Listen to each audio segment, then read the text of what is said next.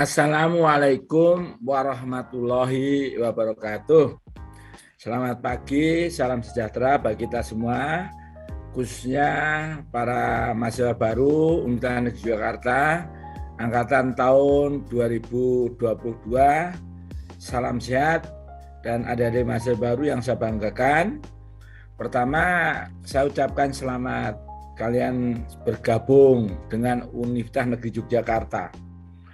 Dan mudah-mudahan dalam upaya pembinaan soft skill ini bisa diikuti dengan baik lewat media Besmart UNY.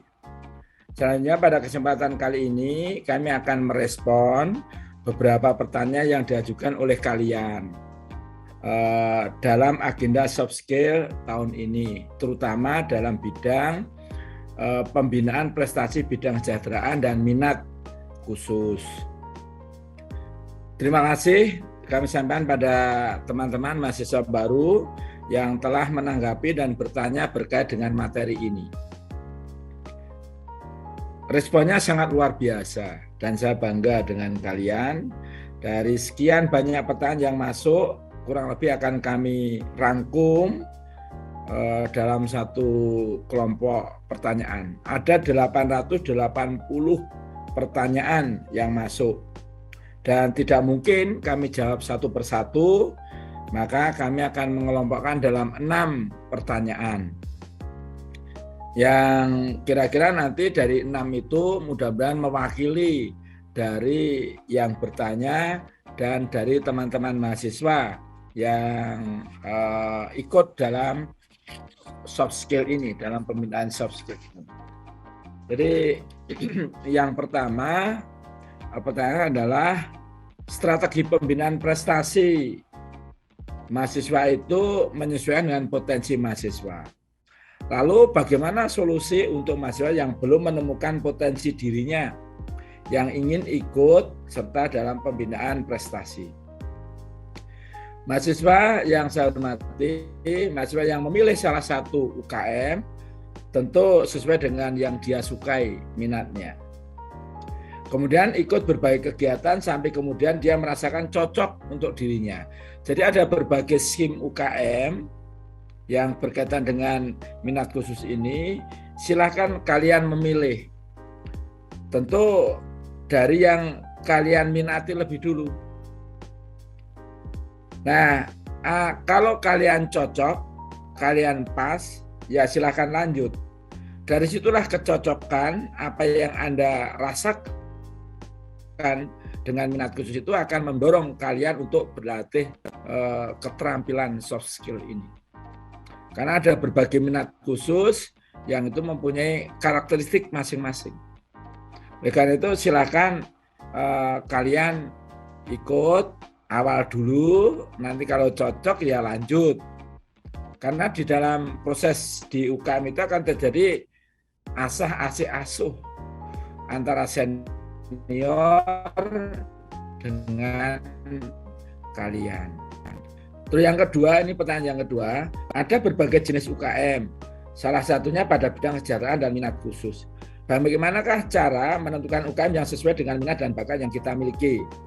Ini lagi-lagi sama, memang kami menawarkan berbagai kegiatan di UKM. Ada yang olahraga, ada yang minat khusus, ada yang macam ya. Kali ini yang minat khusus. Nah, tentu apa yang kami tawarkan harapannya kalian bisa mengikuti dengan baik. Memilih sesuai dengan minatnya, memilih sesuai dengan apa yang kalian lakukan, tentu sesuai dengan hobi dan kebiasaan yang selama ini Anda lakukan. Biasanya itu berkait dengan kebiasaan-kebiasaan yang Anda lakukan. Misalnya, saudara biasa outbound, saudara biasa keliling-keliling bukit atau apa, mungkin pramuka, mungkin Madawirna, atau mungkin yang lain. Kalau saudara sering berdagang, sering menjual atau apa untuk suatu produk, Anda bisa di koperasi, Anda bisa di kewirausahaan. Jadi itu bergantung. Jadi apa yang Anda suka lebih dulu. Dari situ nanti akan berkembang ke minat saudara, suka saudara. Banyak teman-teman kita yang kakak kelas saudara yang sudah lulus dari UNY ini, kemudian dia punya pengalaman di kepramukaan. Dia punya pengalaman di Madawirna. Dia punya pengalaman di kewirausahaan dan akhirnya dia mengembangkan kewirausahaan di rumah, dia mengembangkan dan terus berkembang sampai sekarang. Jadi kadang dulu UNJ pernah ada kegiatan yang berkait dengan call center dulu. Nah akhirnya banyak teman-teman yang direkrut di bank, direkrut di mana, karena kemampuan untuk menanggapi pertanyaan dari mahasiswa atau dari orang lain, dari audiens yang ada di situ. Itu yang kedua. Yang ketiga, bagaimana jika seorang mempunyai minat khusus dan bakat yang bidangnya dipilih, tetapi dilarang oleh orang tuanya, tidak cocok oleh orang tuanya atau orang yang terdekat darinya. Bagaimana kalau terjadi itu? Nah, tentu kalau pertanyaan ini teman-teman bahwa soft skill atau minat khusus atau UKM minat khusus atau UKM yang kesejahteraan itu sangat sesuai dengan minatnya.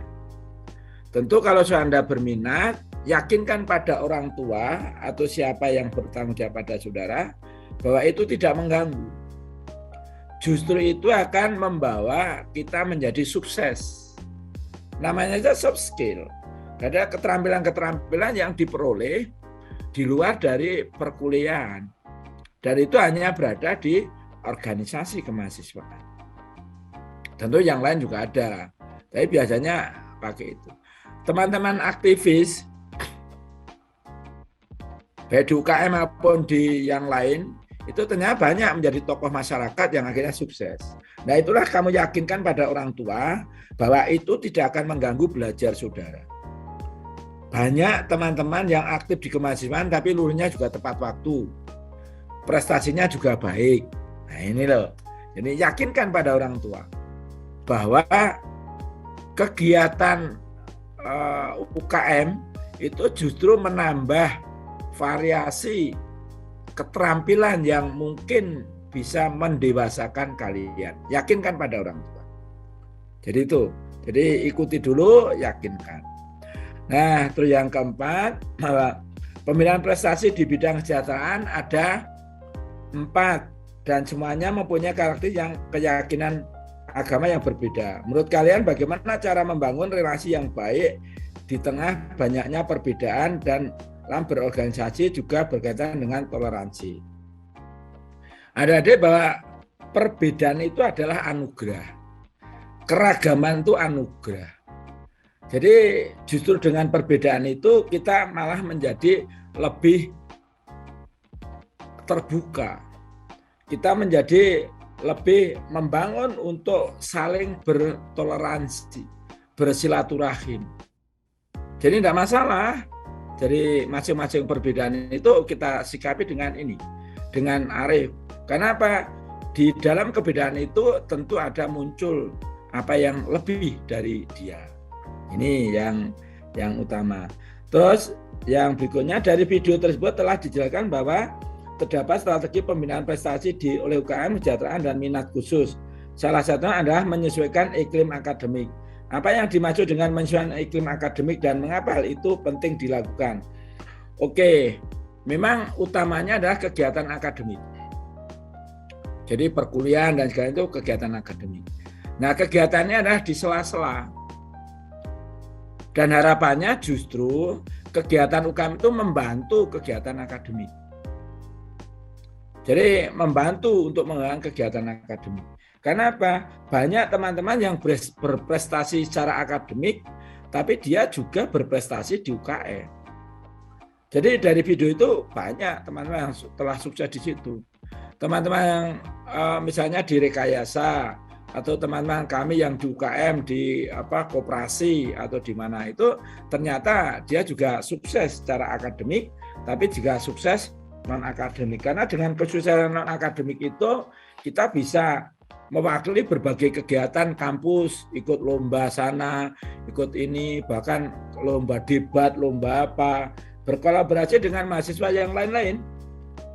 Dari perguruan tinggi kita saling bertemu, saling bisa mengembangkan diri.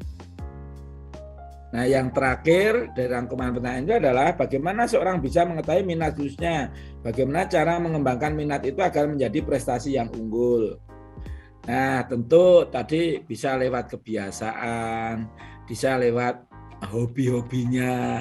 Nah, dari hobi itu, terus akhirnya dia mulai untuk mengembangkan dirinya. Mulai untuk tampil, contoh misalnya dia hobi di rekayasa.